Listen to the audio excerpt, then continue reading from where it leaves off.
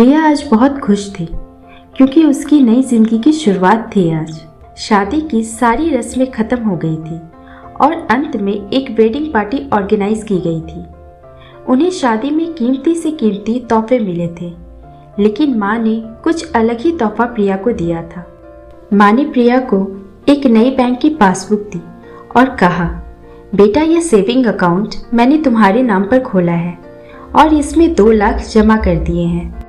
माँ ने आगे कहा, मेरी प्यारी बेटी, इस पासबुक को लो और इसे अपनी शादी की उन खूबसूरत यादों की तरह रखो जो तुम्हें जिंदगी भर याद रहेगी। जब जब कुछ अच्छा और यादगार तुम्हारी जिंदगी में घटे तो इसमें कुछ रकम जमा कर दिया करना और यह रकम किस कारण से जमा कर रही हो वह जरूर इसमें लिखना। जितनी ज़्यादा खुशी का दिन होगा उतने ज़्यादा पैसे तुम इसमें जमा कर सकती हो। पहली राशि मैंने तुम्हारे लिए जमा कर दी है, अब इसे आगे तुम अपने पति के साथ बढ़ाना और जब कई सालों बाद तुम इसे देखोगी तो तुम्हें पता चलेगा कि तुमने अपने जीवन में एक दूसरे के साथ कितने खुशी के पल साथ में जिए हैं। प्रिया ने बाद में यह बात अपने पति को भी बताई। दोनों को ही यह सुझाव बड़ा ही पसंद आया और अब वह दोनों ही उस वक्त का इंतजार करने लगी जब इस खाते में कुछ पैसे जमा करा पाए। कई महीनों बाद उनकी पासबुक कुछ इस तरह से दिखने लगी। 10 जनवरी 10,000 शादी के बाद पति का पहला बर्थडे मनाया। 26 फरवरी 25,000 पत्नी को नौकरी मिली। 27 मई 20,000 वेकेशन शिमला में। 5 जून 50,000 पत्नी प्रेग्नेंट हुई। 20 जुलाई 40,000 पति को प्रमोशन मिला और ये सिलसिला आगे बढ़ता रहा। पर जैसे जैसे समय बीतने लगा, साल बढ़ने लगे, दोनों में झगड़े होने लगे। छोटी छोटी बातों पर वे अक्सर एक दूसरे के साथ बहस करते, कभी कभी बिना बात के ही झगड़ा करने लगते। धीरे धीरे दोनों के बीच बातें बंद हो गई। वह दोनों ही अब अपने शादी के फैसले पर पछताने लगे। दोनों को ही ऐसा लगने लगा कि उन्होंने दुनिया के सबसे घटिया इंसान से शादी की है। शायद उनके बीच का वह प्यार कहीं गुम हो गया जो पहले था। एक दिन प्रिया ने अपनी माँ से बात की, माँ अब हम साथ नहीं रह सकते। हम दोनों ने ही यह फैसला लिया है कि अब तलाक लेकर अलग हो जाएं। मुझे समझ में नहीं आ रहा कि मैंने ऐसे इंसान के साथ शादी करने का फैसला कैसे लिया था। उसकी माँ ने कहा, बिल्कुल इसमें कोई बड़ी बात नहीं है, तुम वही करो जो तुम्हारा दिल कहता है। अगर तुम दोनों ही साथ नहीं रहना चाहते तो अलग होने में ही भलाई है।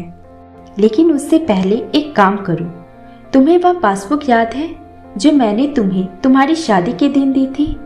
सबसे पहले उस खाते में जमा सारे पैसे निकालो और उन्हें खर्च कर डालो।